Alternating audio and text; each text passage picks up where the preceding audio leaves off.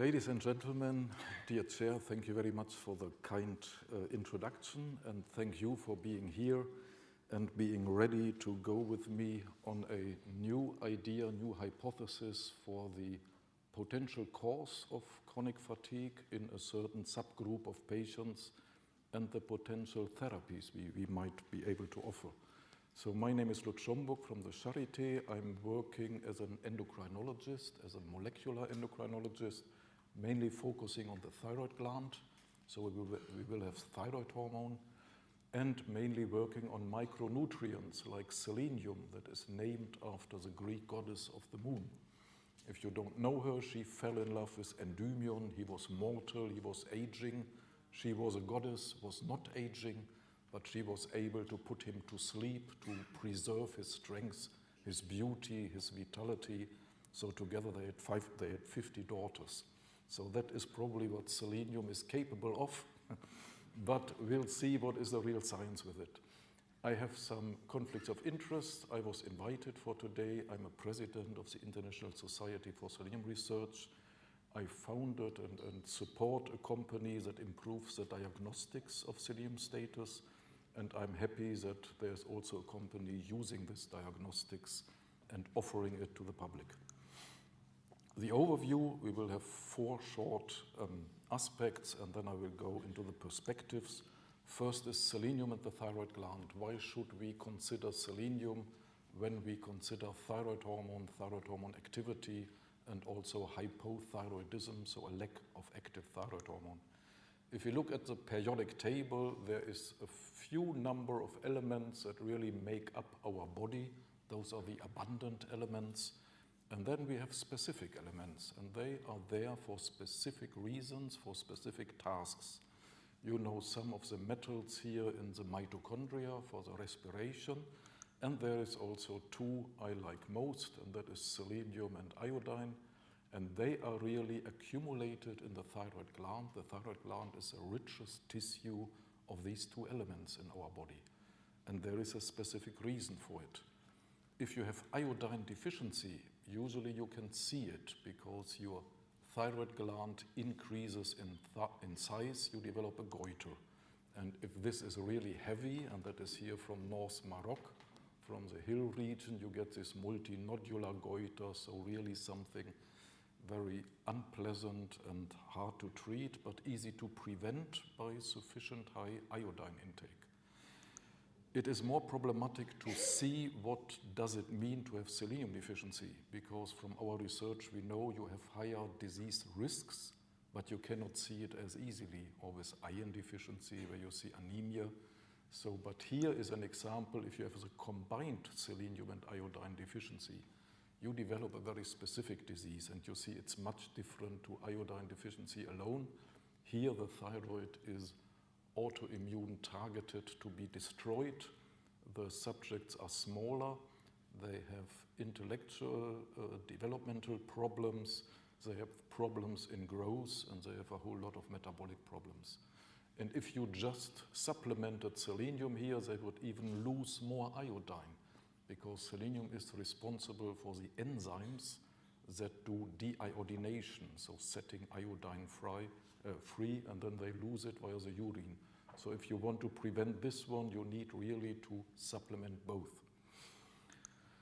Why is iodine so relevant for the thyroid gland? Here you see a schematic picture of the thyroid gland, and the thyroid gland is the only tissue that is actively producing a toxic substance, peroxide.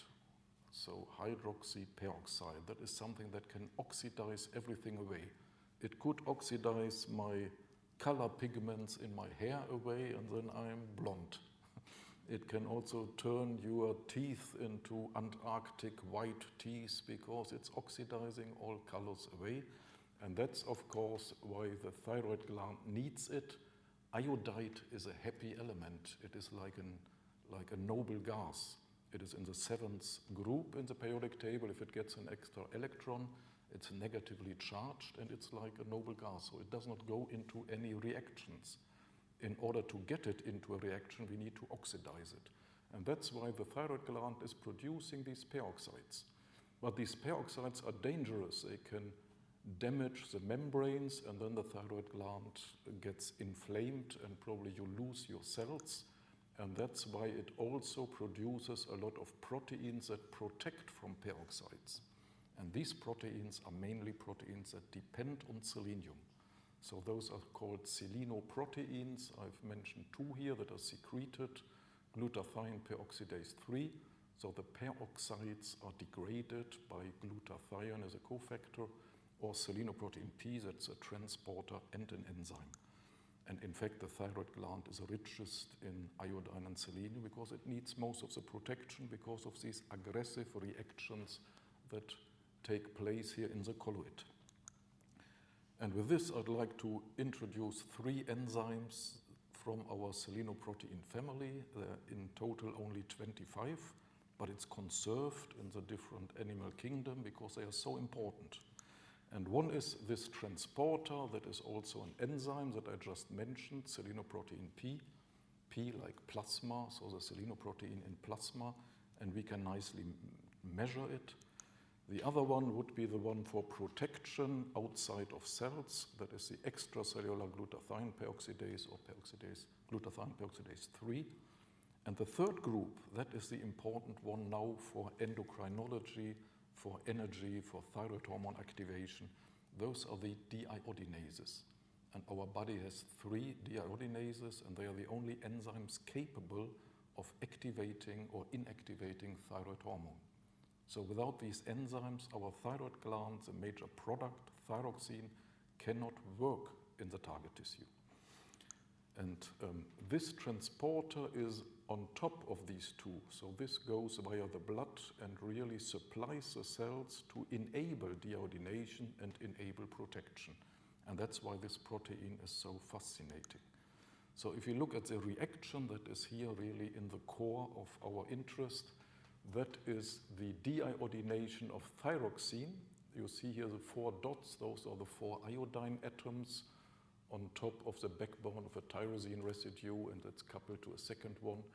And now we need the selenium-dependent deiodinase to remove one iodine and have the active hormone. And the active thyroid hormone, that is an equivalent of energy, because this is one of the main stimulators of mitochondrial genesis, mitochondrial health, mitochondrial activity. So if you have low thyroid hormone, you have low ATP. And I'm sure you all know patients with Hashimoto's thyroiditis, and what is the major symptom? It is lack of energy. And that was indeed what made us look a bit further into the subject of today, that is chronic fatigue syndrome, and in how far selenium-dependent hypothyroidism may be relevant for this disease. Low thyroid hormone is something normal if you get ill and sick, because this is the so-called low T3 syndrome that is well known to the intensive care medical doctors, because if somebody is critically ill, the body tries not to spend energy, tries to make the body survive without doing much in order to hope that the immune system will repair the insult. And that's when T3, the one that is consuming energy, is downregulated, and the inactive T3, the reverse T3, is upregulated. And that is usually a response to strong inflammation. And the physiological meaning is clear-cut, because in evolution, either you survived, and for this you needed time, so you needed to take care of your energy, or you died anyhow. But now came a colleague from Groningen, the Netherlands, Frits Muskiet. He's also an endocrinologist, and he had the idea that probably in chronic fatigue patients we see a similar pattern of thyroid hormone. And that is something that is, of course, difficult to analyze, because in regular clinics we only look at TSH. And with TSH and free T4, they are still in the reference range, you will not detect this kind of thyroid hormone dysregulation. And that's what he did, and indeed in several of the patients he found this low T3 signature of the thyroid hormone. So the normal TSH and the normal hormones, but low deiodination. So it's called a deiodination or conversion defect, and high reverse T3, so really the body trying to avoid energy consumption. That reminded me on the genetic patients we described about 20 years ago together with colleagues in Chicago. Those were Bedouins, and the children had a very specific mutation in a general factor for selenoprotein biosynthesis. Because selenoproteins need to insert this selenocysteine, there's a specific stop codon that is recoded, and in order to do it, you need an RNA binding protein and elongation factor. And these children had a mutation here, and indeed, they had this typical pattern that I just described. So high T4, low T3, and elevated reverse T3. So that is a clear link that a lack of selenoproteins, of selenium supply, can lead to low thyroid hormone, to hypothyroidism, that is not detectable by our typical diagnosis by measuring TSH or T4 in blood. And another really clear-cut evidence for the importance of selenium for thyroid gland health that was done by a collaboration with colleagues in China. There are areas that are low in selenium in soil in Ningxia, or that are high and only a few hundred kilometers apart. And if you just count the prevalence of thyroid disease or the incidence, you see it's strongly increased where there is low selenium supply. But that is China, and the concentrations are similar to ours, but still do we also have situations when we really fall into severe selenium deficiency. And I think the most illustrative situation is pregnancy.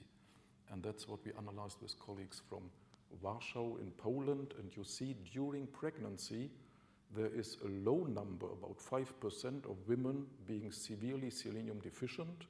But during the course of pregnancy, the fraction rises to every third pregnant mother. And that is because the child, of course, has priority. So the more it grows, the more it needs selenium, and afterwards selenium is given to the child by mother's milk. So that is also associated with postpartum diseases, especially postpartum autoimmune diseases. And that has been shown that indeed selenium is here the culprit for postpartum thyroiditis or permanent hypothyroidism. There was a randomized controlled trial, so double-blinded, sufficient size, done in Italy by my colleague Roberto Negro. And you see, if you look at pregnancies where the mother has already a predisposition for thyroid disease because of TPO antibodies, they develop in 50% this postpartum thyroiditis and to 20% the permanent hypothyroidism. If you avoid this deficiency by supplementing selenium, the incidence is halved. And I think that is most clear-cut evidence that we can do something about it. We can just supplement and avoid these deficiencies. But now we realized another reason for such selenium deficiency, and that is new, at least in the literature, and those was autoantibodies that bind the selenium transporter selenoprotein P. And I've just explained how important this transporter is to get selenium into muscle, into liver, into the brain. And if these autoantibodies are there, they inhibit the selenium uptake of the target cells. That's what we've shown in cell culture. And we realized those are especially prevalent in Hashimoto's, was about 6 to 7%. This was all different kind of thyroid patients. And what it does is selenium from the diet is converted in the liver to this transporter, selenoprotein P. If now the autoantibodies are around, the kidney cannot produce the extracellular selenoprotein GPX3 anymore. So within the same serum sample, we can show that there is autoantibodies, there is a transporter, but there is a little effect of the transport because the GPX3 is reducedly expressed. Clearly showing here these antibodies might be really clinically relevant because they inhibit production of antioxidative enzymes like glutathione peroxidase 3.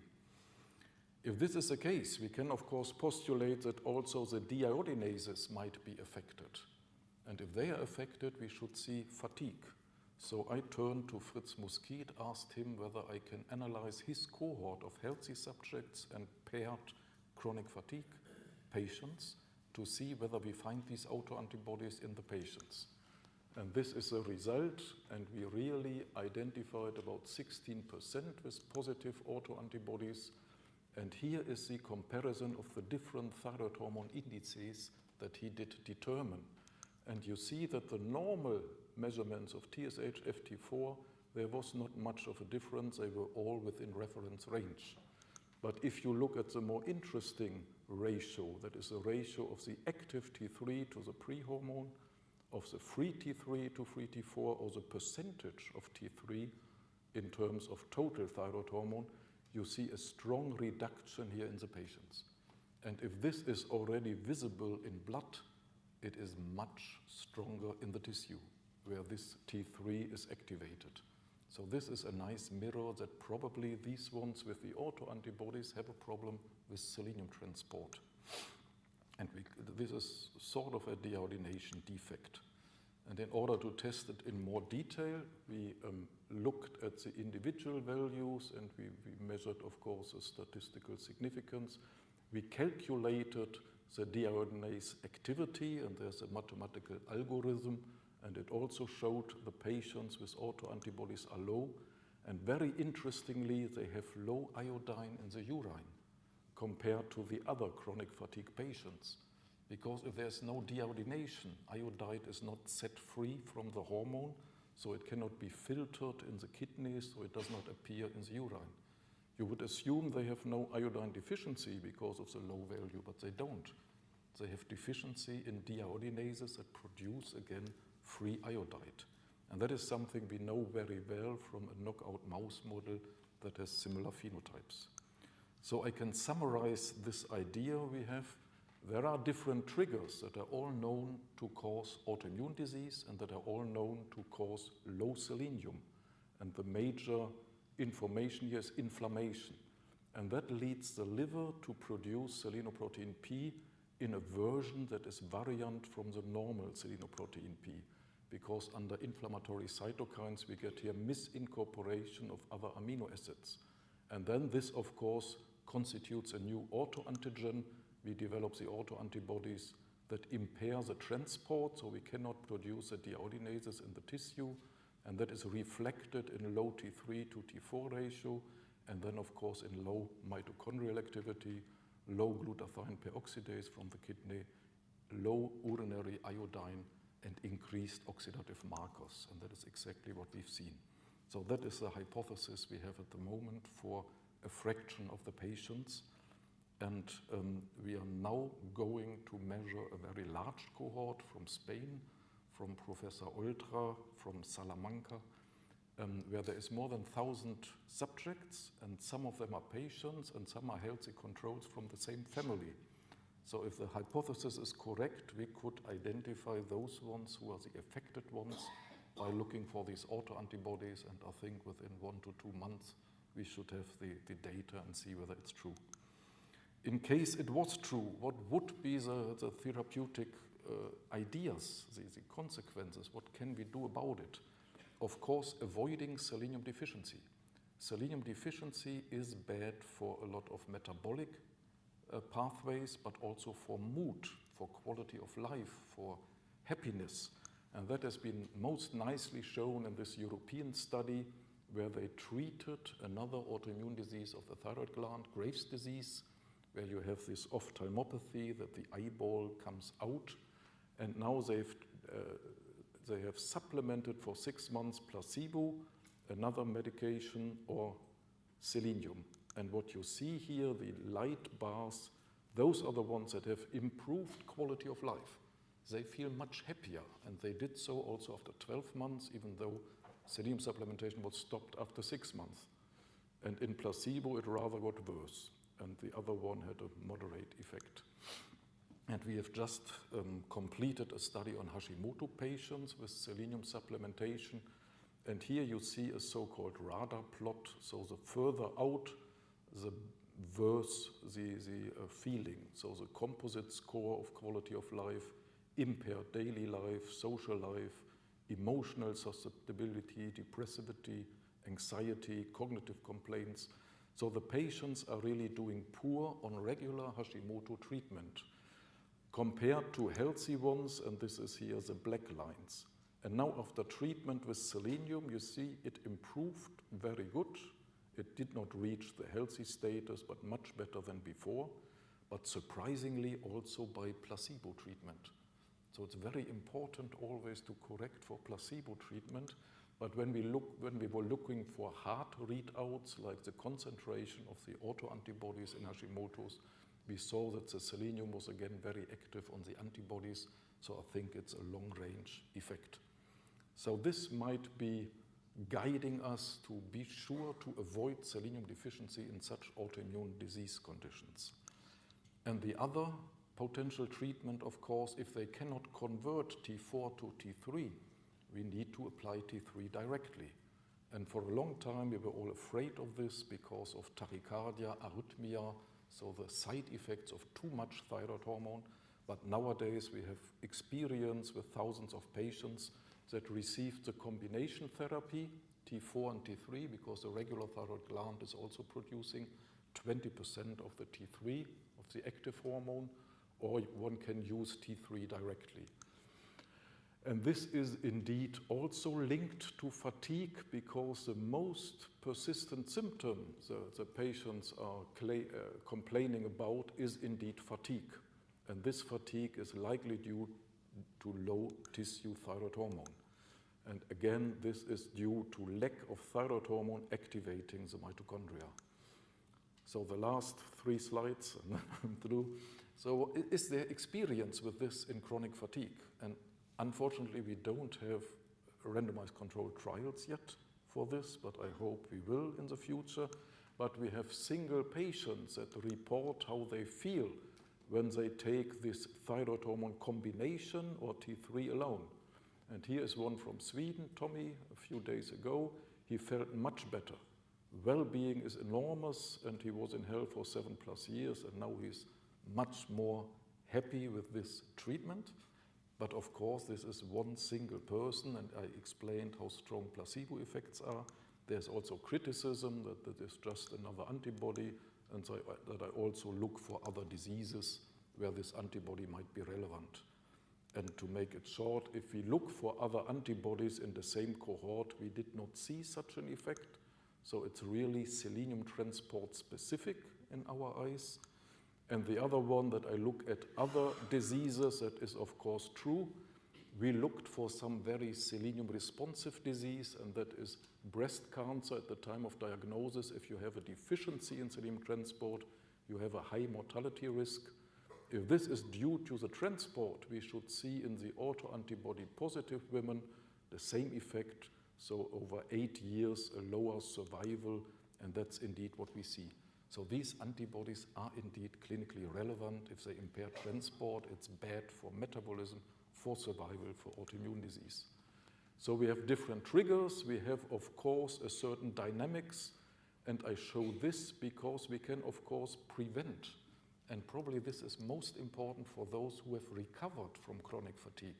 Make sure they don't fall into chronic fatigue again, because if they fall with their selenium due to infection or inflammation into a very low range, they have a high risk of again developing high autoantibody response and low selenium transport and low deiodinase and hypothyroidism. So it seems that chronic fatigue, a subset of people develop a fatigue that we also see in cancer, in Hashimoto or postpartum, and that at least for this small subgroup, we have a good idea, a plausible idea for treatment, for adjuvant treatment that is safe, that is well proven in thousands of patients that we could apply. With this, I'd like to thank the collaborators, especially Professor Oltra from Spain, but also my colleagues at the other sites. And of course, I like to thank my team and the funding. And I do promise you, it's so exciting for us. We keep on doing this research and finding out whether this hypothesis holds true or not. Thank you very much. Thank you.